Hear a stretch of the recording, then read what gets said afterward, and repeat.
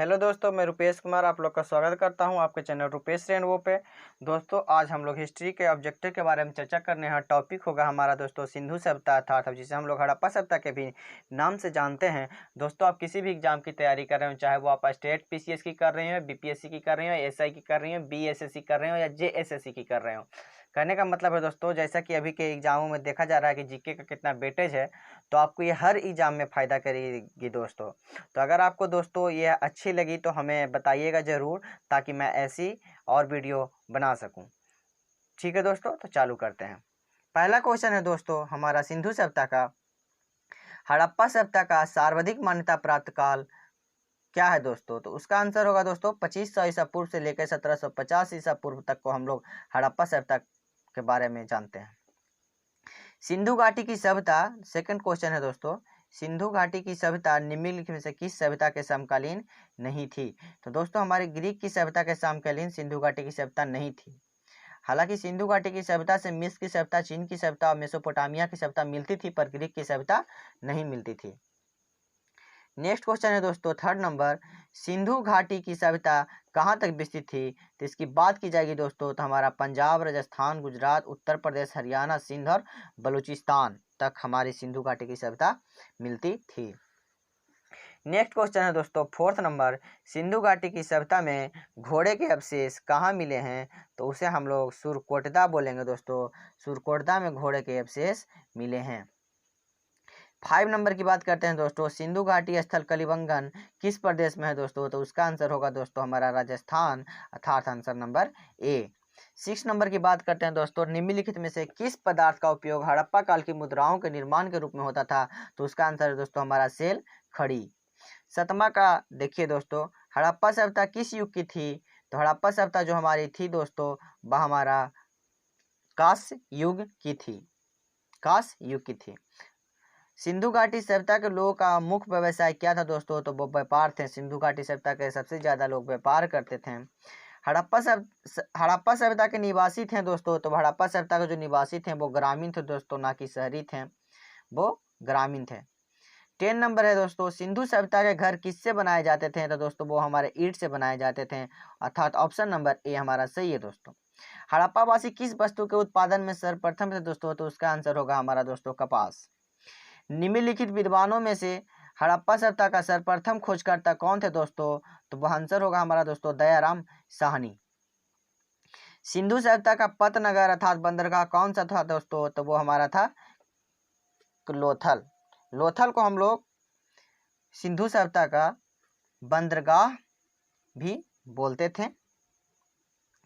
14 number है दोस्तों, पैमानों की खोज ने यह सिद्ध कर दिया था कि सिंधु घाटी के लोग माप और तौल से परिचित थे। यह खोज कहाँ पर हुई थी दोस्तों? तो इसके बारे में दोस्तों चर्चा कर रही हैं। तो इसकी खोज जो हुई थी हमारे दोस्तों लोथल में हो गई थी। आंसर 14 का डी हो जाएगा दोस्तों। 15 नंबर है दोस्तों, हड़प्पा कालीन समाज किन वर्गों में विभक्त था? तो इसका आंसर होगा दोस्तों हड़प्पा कालीन जो समाज था हमारा विद्वान, योद्धा, व्यापारी और श्रमिक में, इन 4 वर्गों में विभक्त था। 60 नंबर की बात करते हैं हम लोग दोस्तों, सिंधु सभ्यता का सर्वाधिक उपयुक्त नाम क्या है? तो जैसा कि हमने पहले भी बताया कि सिंधु सभ्यता को हम लोग हड़प्पा सभ्यता के भी नाम से जानते हैं, तो इसे हम लोग हड़प्पा सभ्यता बोलते हैं। Answer number A. 17 देखते हैं दोस्तों, निम्नलिखित में से कौन से लक्षण सिंधु सभ्यता के लोगों को सही चित्रण करते हैं? तो बारी बारी से आइए हम लोग देखते हैं।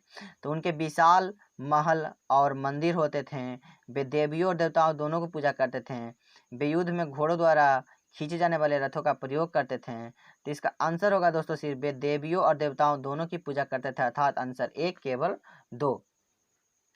18 नंबर है दोस्तों, हड़प्पा सभ्यता की खोज किस वर्ष हुई थी? तो हड़प्पा सभ्यता की जो खोज हुई थी 1921 अर्थात 1921 ईस्वी में हुई थी दोस्तों। और 20 की बात करते हैं दोस्तों, हड़प्पा के लोगों की सामाजिक पत्ति क्या थी? तो ये लोग उचित समतावादी थे दोस्तों। सिंध का नखलिस्तान, नखलिस्तान को ही हम लोग बाग के भी नाम जानते हैं, तो सिंध का बाग हड़प्पा सभ्यता के किस पूरा स्थल को कहा गया है दोस्तों? तो उसका आंसर हमारा हो जाएगा दोस्तों मोहनजोदड़ो को सिंध का बाग कहा जाता था दोस्तों। नेक्स्ट दोस्तों 20 नंबर, हड़प्पा सभ्यता के संपूर्ण क्षेत्र का आकार कैसा था दोस्तों? तो वो हमारा त्रिभुजाकार था दोस्तों। अब दोस्तों मैच द फ्लोइंग है, सूची 1 को सूची 2 के साथ मिलाना है। सूची 1 में स्थल दिया है दोस्तों, सूची 2 में नदी दिया हुआ है, तो कौन सा स्थल किस नदी के किनारे स्थित है, तो आइए हम लोग देखते हैं। तो याद रखिएगा दोस्तों, हड़प्पा जो है हमारा रावी नदी के किनारे स्थित है, यह बिल्कुल सही है। मोहनजोदड़ो सिंधु नदी के किनारे स्थित है, बिल्कुल सही है। लोथल है जो हमारा भोगवा नदी के किनारे स्थित है, बिल्कुल सही है दोस्तों। कालीबंगा है जो हमारा घग्गर नदी के किनारे स्थित है, बिल्कुल सही है। तो इसका आंसर हो जाएगा दोस्तों ए। और आपकी जानकारी के लिए बता दूं दोस्तों, अभी लेटेस्ट में जो हमारी बिहार एसआई की एग्जाम पड़ी थी उसमें आया था कि हमारा लोथल है जो किस नदी के किनारे स्थित है, तो आंसर उसका आया था दोस्तों भोगवा। नेक्स्ट की बात करते हैं दोस्तों 24 नंबर, हड़प्पा सभ्यता के अंतर्गत हल से जोते गए खेतों के साक्ष्य कहाँ मिले हैं दोस्तों, तो इसका आंसर हो जाएगा दोस्तों कलिबंगा। कलिबंगा कहाँ पड़ता है दोस्तों, तो हमारा राजस्थान में पड़ता है। सैंधव सभ्यता की ईंटों का अलंकरण किस स्थान से मिला है दोस्तों, तो इसका भी आंसर हो जाएगा दोस्तों हमारा कालीबंगा ही होगा। अब मोहनजोदड़ो पूछ रहा है दोस्तों कहाँ स्थित है, तो उसके बारे में देख लीजिए कौन कौन सा ऑप्शन है। पंजाब, सिंध, गुजरात, उत्तर प्रदेश, तो इसका आंसर हो जाएगा दोस्तों सिंध। मोहनजोदड़ो है जो हमारा सिंध पर स्थित है।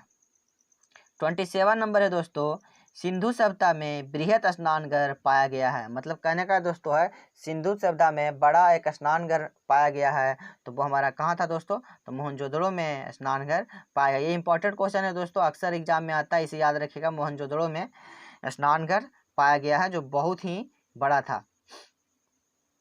28 नंबर की बात करते हैं दोस्तों, तो सिंधु सभ्यता की मुद्रा में किस देवता के समतुल्य चित्रांकन मिलता है, अर्थात उनकी जो मुद्रा थी दोस्तों उनमें किस देवता के समान उसमें तस्वीर दिखती थी, तो वो थे आंसर दोस्तों हमारा शिव होगा। 29 नंबर, निम्नलिखित में से कौन सा हड़प्पा कालीन स्थल गुजरात में था, तो इसका आंसर हो जाएगा दोस्तों हमारा निम्नलिखित में से कौन सा हड़प्पा कालीन स्थल गुजरात में था, तो ये आंसर हो जाएगा दोस्तों लोथल। ये मोहनजोदड़ो का स्थानीय नाम क्या है दोस्तों, तो इसे हम लोग मृतकों का टीला या माउंड ऑफ डेड भी बोलते हैं।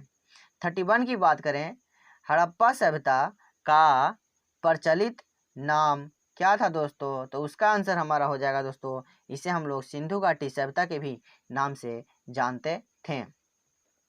32 की बात करें दोस्तों, सैंधव स्थलों के उत्खनन से प्राप्त मुहरों पर निम्नलिखित में से किस पशु का सर्वाधिक चित्रण या उत्कीर्णन हुआ है दोस्तों, तो आंसर है दोस्तों हमारा बैल। जब खुदाई हो रही थी दोस्तों तो उनके मुहरों पर बैल की सबसे ज़्यादा चित्रण मिला है। सिंधु घाटी सभ्यता जानी जाती है तो अपने नगर नियोजन के लिए, बिल्कुल सही है दोस्तों। 34 की बात करें, 34 की बात करें तो सिंधु सभ्यता का कौन सा स्थान भारत में स्थित है, तो उसका आंसर होगा दोस्तों लोथल। 35 की बात करें हम लोग दोस्तों, भारत में खोजा गया सबसे पहला पुराना शहर कौन सा था दोस्तों, तो वो हमारा हड़प्पा ही था दोस्तों, आंसर ए। नेक्स्ट क्वेश्चन है दोस्तों कि भारत में चांदी सर्वप्रथम बार उसके साक्ष्य थे जो कहाँ मिले थे दोस्तों, तो उसका जो हमारा आंसर हो जाएगा दोस्तों हड़प्पा संस्कृति में चांदी की साक्ष्य सबसे प्रथम बार मिले थे। 37 की बात करते हैं दोस्तों, सिंधु सभ्यता के बारे में कौन सा कथन असत्य है, मतलब जो सही नहीं है उसके बारे में बोल रहा है, तो आइए बारी बारी से देखते हैं। नगरों में नालियों का अच्छी व्यवस्था थी, बिल्कुल सही है दोस्तों। व्यापार और वाणिज्य उन्नत दशा में था, ये भी अच्छा था दोस्तों, क्योंकि यहाँ के लोग ज़्यादा व्यापार ही करते थे। मातृ देवी का उपासना की जाती थी, यथार्थ वो देवी देवताओं दोनों की पूजा करते थे। लोग लोहे से परिचित थे, ये गलत है दोस्तों, तो आंसर हो जाएगा इसका दोस्तों डी। 38 देखते हैं दोस्तों, सूची 1 को सूची 2 के साथ सिमोलित कीजिए। तो सिंधु सभ्यता का जो उत्तरी सीमा है वह हमारा मांडा जो जम्मू में पड़ता है, सही है दोस्तों। सिंधु सभ्यता का जो दक्षिणी सीमा है दहमाबाद जो महाराष्ट्र में पड़ता है, ये भी सही है दोस्तों। सी की बात करते हैं, सिंधु सभ्यता की पूर्वी सीमा आलमगीरपुर जो हमारा उत्तर प्रदेश में पड़ता है दोस्तों, हमारा ये भी सही है। सिंधु सभ्यता का पश्चिमी भाग जो सुतका गेंडर बलूचिस्तान में पड़ता है दोस्तों, ये भी हमारा सही है, तो इसका आंसर हो जाएगा 1 2 3 4 अर्थात ऑप्शन नंबर ए। 39 नंबर की बात करते हैं दोस्तों, मांडा किस नदी के किनारे स्थित है दोस्तों, तो जैसा कि हम बताएं मांडा हमारे जम्मू कश्मीर की सीमा को टच करती है दोस्तों, तो वहाँ से एक चिनाब नदी निकलती है, तो इसे हम लोग चेनाब आंसर सही होगा दोस्तों। 40 नंबर की बात करते हैं दोस्तों, हड़प्पा कालीन स्थल रोपड़ पंजाब किस नदी के किनारे स्थित था दोस्तों? तो इसका आंसर हो जाएगा सतलज। जो हड़प्पा कालीन स्थल रोपड़ था दोस्तों वो हमारे सतलज पंजाब में यह पड़ता है दोस्तों, तो इसका आंसर सतलज होगा। 41 की बात कर रहे हैं हम लोग दोस्तों, हड़प्पा में एक उन्नत जल प्रबंधन प्रणाली का पता चलता है, तो उसका आंसर हो जाएगा दोस्तों धौलावीरा, ऑप्शन नंबर ए। 41 के बाद आता है दोस्तों हमारा 42, तो 42 को देखिए क्या कह रहा है, हड़प्पा के मिट्टी के बर्तनों पर सामान्यतः किस रंग का उपयोग हुआ था दोस्तों? तो आंसर उसका हो जाएगा दोस्तों हमारा लाल। वहाँ के जो मिट्टी के बर्तन थे दोस्तों वो लाल रंग का ज़्यादा उपयोग हुआ था। 43 देखिए, सिंधु सभ्यता निम्नलिखित से किस युग में आता है दोस्तों? तो वो हमारा आता है प्रोटो हिस्टोरिक पीरियड में हमारा सिंधु सभ्यता आता है दोस्तों। हमारे हिस्टोरिक पीरियड को 3 भागों में बांटा गया है दोस्तों। कौन कौन सा? Historic period, pre historic period, post historic period और प्रोटो हिस्टोरिक पीरियड। और सिंधु सभ्यता के बारे में पूछेगा कि वह किस युग में आता है, तो प्रोटो हिस्टोरिक पीरियड। अब हम लोग नेक्स्ट की बात करते हैं, सिंधु घाटी सभ्यता की विकसित अथवा अवस्था में निम्नलिखित में से किस स्थल के घरों में कुएं के अवशेष मिले हैं?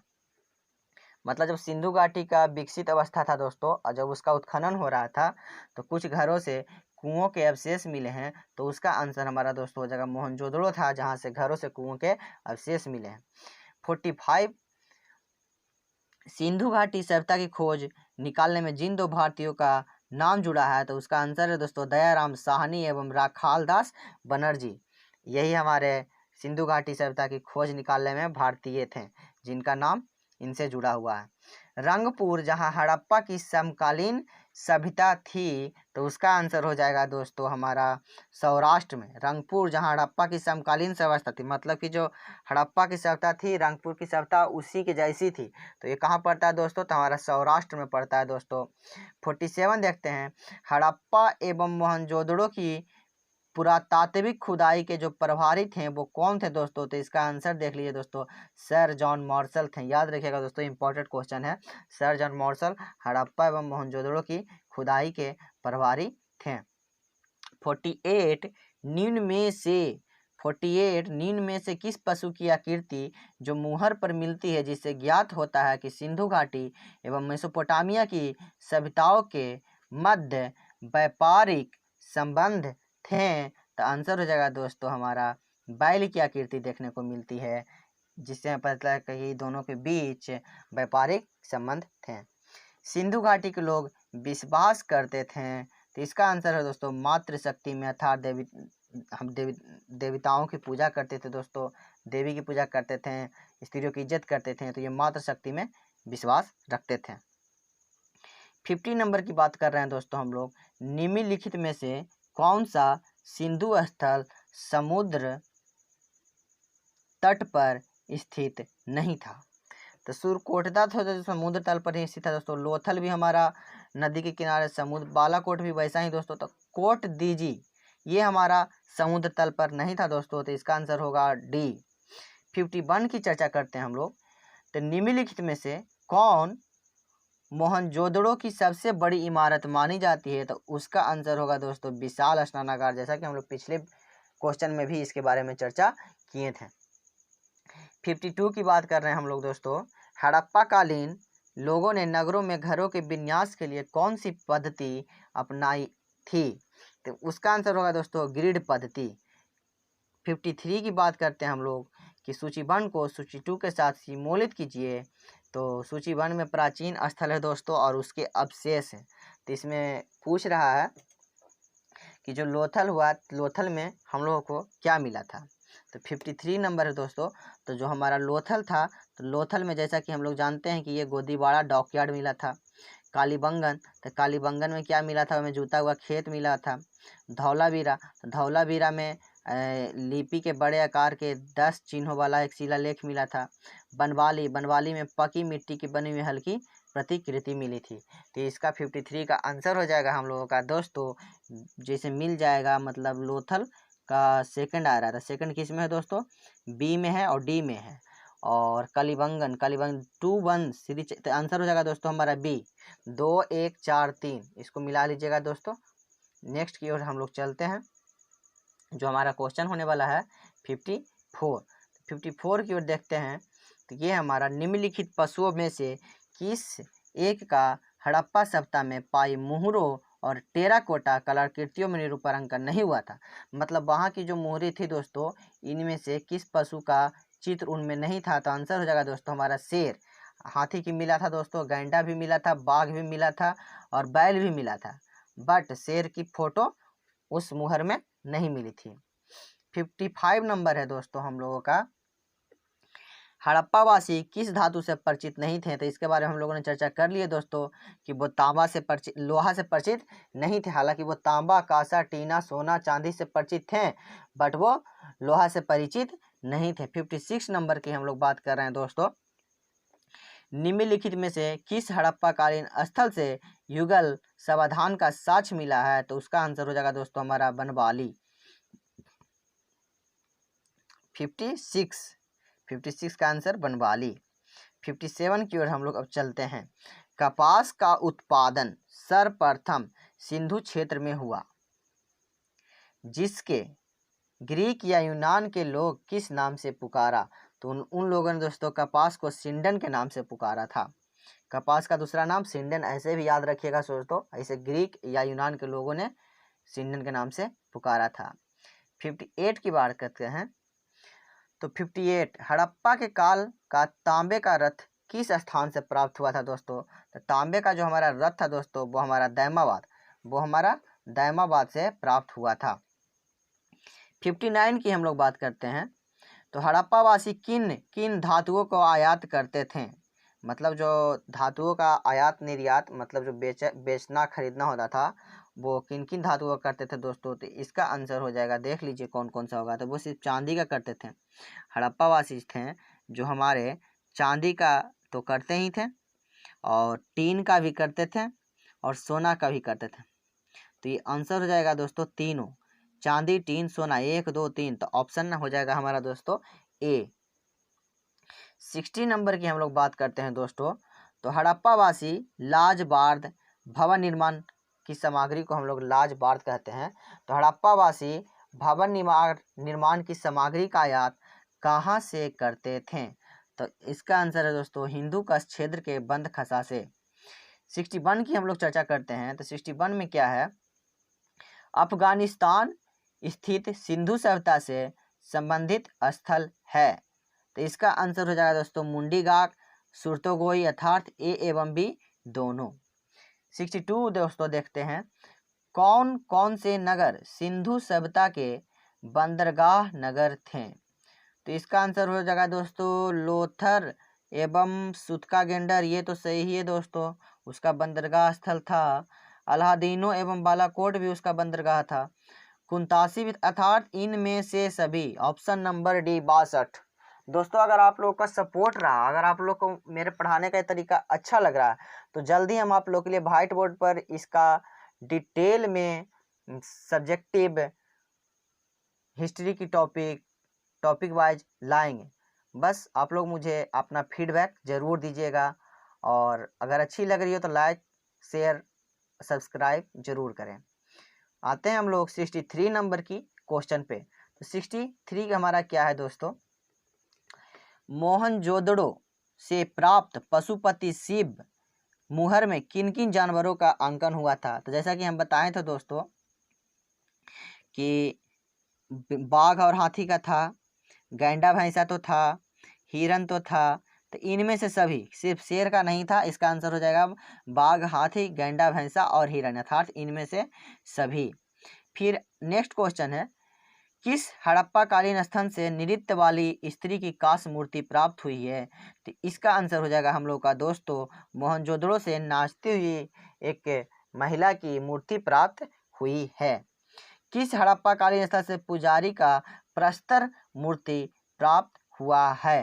तो इसका भी आंसर हो जाएगा दोस्तों हमारा मोहनजोदड़ो से नाचती हुई स्त्री और एक पुजारी की मूर्ति प्राप्त हुई है।